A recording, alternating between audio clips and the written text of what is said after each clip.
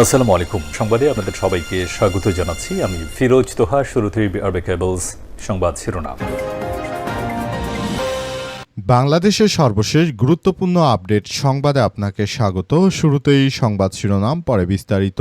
প্রথমেই জানাবো, দফায় দফায় সংঘর্ষে জড়িয়েছে দুই পক্ষ। জবিসহ 4 শিক্ষা প্রতিষ্ঠানে বিএনপির ছাত্রদল এবং জামাতের ছাত্র শিবিরের সংঘর্ষে আহত 1.5 শতাধিক মানুষ।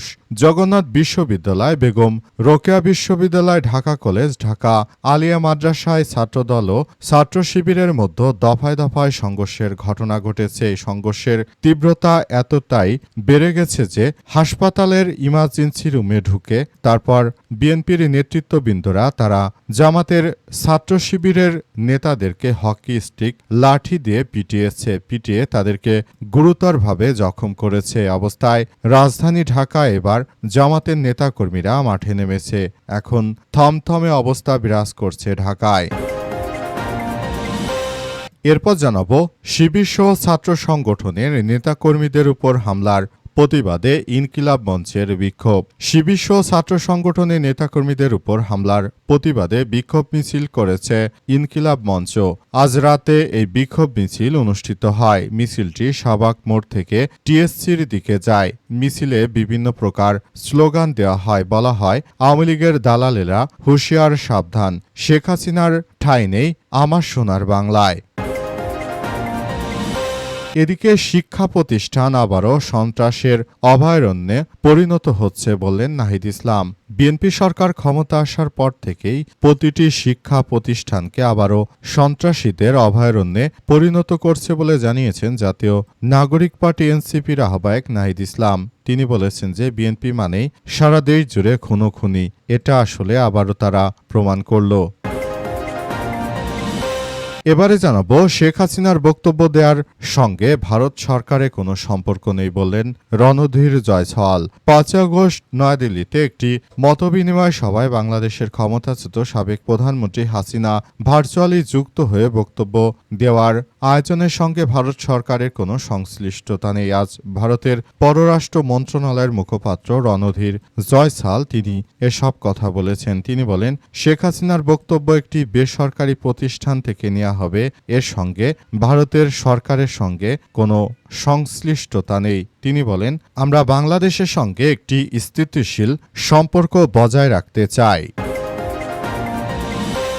এবং সর্বশেষ জানাবো, সাতক্ষীরায় হাসপাতালে আগুন, ধোঁয়া এবং হুড়োহুড়িতে আহত 1.5 শতাধিক। সাতক্ষীরা শহরের 10 তলা বিশিষ্ট বিলিজ হাসপাতালে অগ্নিকাণ্ডের ঘটনায় ধোঁয়া এবং আতঙ্কের সৃষ্টিতে হুড়োহুড়িতে অন্তত 50 জন রোগী তাদের স্বজন আহত হয়েছে। আহতদের সাতক্ষীরা সদর হাসপাতাল ও বিভিন্ন স্থানে ক্লিনিকে ভর্তি করা হয়েছে। প্রিয় দর্শক, এতক্ষণ শুনছিলেন সংবাদ শিরোনাম, এবারে বিস্তারিত। তবে তার আগে বন্ধুরা, অনুরোধ থাকবে এই সংবাদটিতে একটি লাইক দিন। এই চ্যানেলে আপনি নতুন হয়ে থাকলে আমাদের সংবাদটি দেখতে দেখতে চ্যানেলটি সাবস্ক্রাইব করে রাখুন। কমেন্ট করে বন্ধুরা আপনার মূল্যবান মতামত জানিয়ে দিন আপনি বিশ্বের কোন দেশ থেকে বা বাংলাদেশের কোন স্থান থেকে আমাদের সংবাদটি দেখছেন এবং শুনছেন। আর বন্ধুরা, সংবাদটি আপনার সোশ্যাল মিডিয়া ফেসবুকে শেয়ার করে বন্ধুদেরও দেখার সুযোগ করে দিন। গাজা যুদ্ধে আপনি যদি নিরীহ ফিলিস্তিনিদের ভালোবেসে থাকেন বন্ধুরা, কমেন্টে ইয়েস লিখে পুরো বিশ্ববাসীকে আমাদের এই তাজা আপডেটটি দেখার সুযোগ করে দিন। এবারে বিস্তারিত। দফায় দফায় সংঘর্ষে জড়িয়েছে দুই পক্ষ। জবিসহ 4 শিক্ষা প্রতিষ্ঠানে ছাত্রদল ও ছাত্র শিবিরের দফায় দফায় সংঘর্ষ। এই ঘটনায় আজ রাজধানী ঢাকায় নতুন করে উত্তেজনা বিরাজ করছে। রাজধানী ঢাকায় 4টি শিক্ষা প্রতিষ্ঠানে আসলে দফায় দফায় সংঘর্ষের ঘটনা ঘটেছে। এই ঘটনায় এখন পরিস্থিতি থমথমে অবস্থায় বিরাজ করছে। অবস্থায় জামাত ও জাতীয়তাবাদী ছাত্রদলের নেতাকর্মীদের মধ্যে এই যে দফায় দফায় যে সংঘর্ষের ঘটনাগুলো ঘটছে সেটি কোনোভাবেই আসলে গ্রহণযোগ্য নয় বলে জানিয়েছেন নাহিদ ইসলাম। তিনি আরও জানিয়েছেন যে দেশটাকে যেভাবে কার্যক্রম চালানোর মধ্য দিয়ে নিয়ে যাওয়া হচ্ছে সেটি আসলে কোনোভাবেই গ্রহণযোগ্য হতে পারে না। দেশটাকে তারা যদি আওয়ামী দুর্বৃত্তদের মতো ঠিক একই কায়দায় বিএনপি পরিচালিত করে, সেক্ষেত্রে বিএনপির অবস্থা আওয়ামী লীগের থেকে আরও ভয়াবহ হবে বলে হুঁশিয়ারি দিয়েছেন জাতীয় নাগরিক পার্টি এনসিপি নেতা সার্জিস আলম। তিনি বলেছেন যে এই বিএনপির নেতাকর্মীরাই তারা আওয়ামী লীগ ঠিক একইভাবে জুলাই গণ অভ্যুত্থানের সময় এমনভাবে আমাদের উপর আক্রমণ চালিয়েছিল, নতুন করে বিএনপি ঠিক একই কায়দা আমাদের উপর আবারও স্বৈরাচারী কায়দায় আক্রমণ চালিয়ে যাচ্ছে। এটি আসলে মেনে নেওয়া হবে না। সাধারণ শিক্ষার্থীদের উপর যেভাবে তারা আক্রমণ চালাচ্ছে, সেটা বাংলাদেশের ইতিহাসে এক ভয়াবহ বিপর্যয়কর পরিস্থিতির মধ্যে ঠেলে দিবে। শিবির ছাত্র সংগঠনের নেতাকর্মীদের উপর হামলার প্রতিবাদে ইনকিলাব মঞ্চের বিক্ষোভ। শিবির সাধারণ ছাত্র সংগঠনের নেতাকর্মীদের উপর হামলার প্রতিবাদে বিক্ষোভ মিছিল করেছে ইনকিলাব মঞ্চ।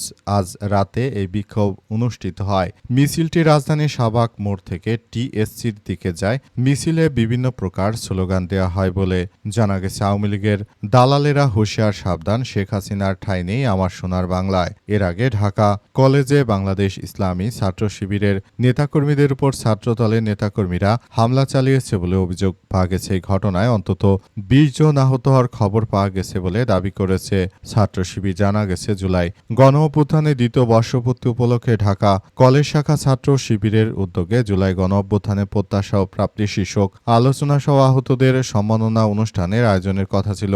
কর্মসূচিকে সামনে রেখে দুপুর ১টার দিকে কলেজের গ্যালারি ২-এর সামনে পোস্টার লাগানোর সময় হামলার ঘটনা ঘটে বলে অভিযোগ পাওয়া গেছে। এই ঘটনায় এখন রাজধানী থমথমে অবস্থা বিরাজ করছে। অবস্থায় বিএনপির নেতৃত্ববৃন্দরা তারা আসলে বলাবলি করছে যে কোনো মূল্যে এদের বিরুদ্ধে ভয়াবহ যে বিপর্যয়কর পরিস্থিতির সৃষ্টি হয়েছে, সেই পরিস্থিতিগুলোকে খুব সুন্দরভাবে টেকেল দেওয়ার মধ্য দিয়ে সবাইকে এগিয়ে আসতে হবে। দেশটাকে একটি সুন্দর ও সমৃদ্ধির একটি রাষ্ট্র কাঠামোর মধ্য দিয়ে সবাইকে এগিয়ে আসার জন্য উদাত্ত আহ্বান জানানো হচ্ছে। বাংলাদেশটাকে আর ধ্বংস হতে দেয়া হবে না বিএনপির সন্ত্রাসীদের দ্বারা বলে মনে করে রাজনীতির এই নেতৃত্ববৃন্দরা। শিক্ষা প্রতিষ্ঠানে আবারও সন্ত্রাসের অভয়ারণ্য করা হচ্ছে বললেন নাহিদ ইসলাম।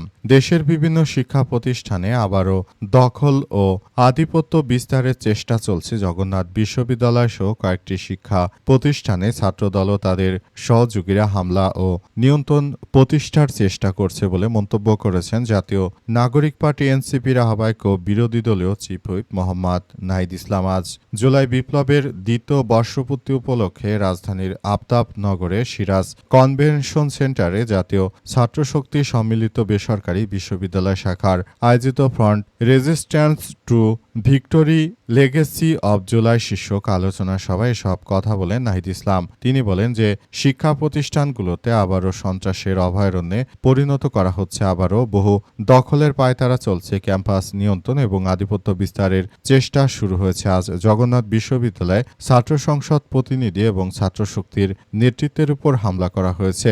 ঢাকা কলেজ, ঢাকা আলিয়া মাদ্রাসা সহ বিভিন্ন শিক্ষা প্রতিষ্ঠান নিয়ন্ত্রণে নেওয়ার চেষ্টা করেছে ছাত্রদল ও তাদের সন্ত্রাসী বাহিনী। তারা হবিগঞ্জে আমাদের ভাই আলিফের চোখ উপড়ে ফেলেছে। সরকারি উদ্দেশ্যে নাহিদ ইসলাম বলেন যে অতীত থেকে শিক্ষা নিয়ে শিক্ষার্থীদের সঙ্গে সংঘাতে না জড়ানোর কথা বলা হয়েছে। তিনি আরো বলেন, শিক্ষার্থীদের নির্বিঘ্নে পড়াশোনা করতে দিন, শিক্ষা প্রতিষ্ঠানের গণতান্ত্রিক পরিবেশ বজায় রাখুন, কর্মসংস্থানের ব্যবস্থা করুন। এই সরকার যদি মনে করে যে ক্ষমতায় থেকে সবকিছু দখল করবে, তাহলে সেটি ভুল হবে। শেখ হাসিনা এমনটি করবে ভেবেছিল, কিন্তু প্রকৃতপক্ষে শেখ হাসিনাও কিন্তু কিছুই করতে পারেনি বলে জানানো হয়েছে। শেখ হাসিনার বক্তব্য দেওয়ার সঙ্গে ভারত সরকারের কোনো সম্পর্ক নেই বললেন রণধীর জয়ছাল। ৫ আগস্ট নয়াদিল্লিতে একটি মতবিনিময় সভায় বাংলাদেশের ক্ষমতাচ্যুত সাবেক প্রধানমন্ত্রী শেখ হাসিনা তিনি বক্তব্য দিবেন বলে আন্তর্জাতিক বিভিন্ন গণমাধ্যমের কাছ থেকে বিষয়টি জানা গেছে। পাশাপাশি ইন্ডিয়া টুডে, তারপর রয়টার্স সহ বিভিন্ন পত্রিকাগুলো ইতিমধ্যেই শেখ হাসিনার এই বক্তব্য দেওয়ার বিষয়টি স্বীকার করেছে। তবে বাংলাদেশ সরকারের পক্ষ থেকে ভারতকে এ বিষয়ে অবস্থান স্পষ্ট করতে বলা হয়েছে। এতে ভারতের পররাষ্ট্র মন্ত্রণালয়ের মুখপাত্র রণধীর জয়ছাল তিনি জানিয়েছেন যে পালিয়ে যাওয়া স্বৈরাচার শেখ হাসিনা আসলে ভারতে যে বক্তব্য দিচ্ছেন সেই বক্তব্যের সঙ্গে ভারতের সরকারের কোনো সংশ্লিষ্টতা রয়েছে কিনা এর জবাবে রণধীর জয়ছাল জানিয়েছেন যে শেখ হাসিনা যে বক্তব্য দিচ্ছেন সেটি একটি বেসরকারি প্রতিষ্ঠান আয়োজন করতে চলেছে এবং সেখানে ভারতের সরকারের কোনো ধরনের সংশ্লিষ্টতা নেই। আসলে ভারত একটি গণতান্ত্রিক রাষ্ট্র এবং তারা সুষ্ঠুভাবে সবকিছু সুন্দরভাবে নিয়ন্ত্রণ করতে চায়। তারা আসলে কোনোভাবেই চায় না যে এই ঘটনাগুলো ঘটুক। এটি আমাদের সবার জন্য এক ভয়াবহ বিপর্যয়কর পরিস্থিতির সৃষ্টি হয়েছে। এটি আসলে আমাদেরকে আরও বেশি ভাবতে হবে। আমরা বিষয়গুলো খুব বিশ্লেষণ করছি এবং আমরা মনে করি যে এই ধরনের ঘটনা আসলে আমাদের সবার জন্য এক ভয়াবহ বিপর্যয়কর পরিস্থিতির ঘটনা ঘটাচ্ছে। আমরা মনে করি যে এই ধরনের ঘটনাগুলো সারা বিশ্বের বুকে আমাদেরকে এক ভয়াবহ বিপর্যয়কর পরিস্থিতির মধ্যে ঠেলে দিচ্ছে। তাই এটি আমাদের জন্য খুবই বড় ধরনের এক বিপর্যয়কর পরিস্থিতির যে সৃষ্টি হচ্ছে সেটি থেকে আসলে বেরিয়ে এসে আমরা বলতে পারি যে শেখ হাসিনার বিষয়টি নিয়ে আমরা খুবই পরিষ্কারভাবে নিজেদের অবস্থান আবারও স্পষ্ট করে দিলাম বলে ভারতের সরকারের পক্ষ থেকে আসলে নিশ্চিত করা হয়েছে। বলতে গেলে যে আসলে এই ধরনের ঘটনাগুলো যে ঘটছে সেটি ভারতের সরকার সমর্থন করে না। এটি শুধুমাত্র শেখ হাসিনা কিংবা আওয়ামী লীগের নেতৃত্ববৃন্দরাই আসলে বলাবলি করছে এ ব্যাপার নিয়ে। ভারত কখনোই আসলে কোনো কথা বলতে রাজি হচ্ছে না। এটি একান্তই আসলে আওয়ামী লীগের ব্যাপার বলে মনে করে ভারত।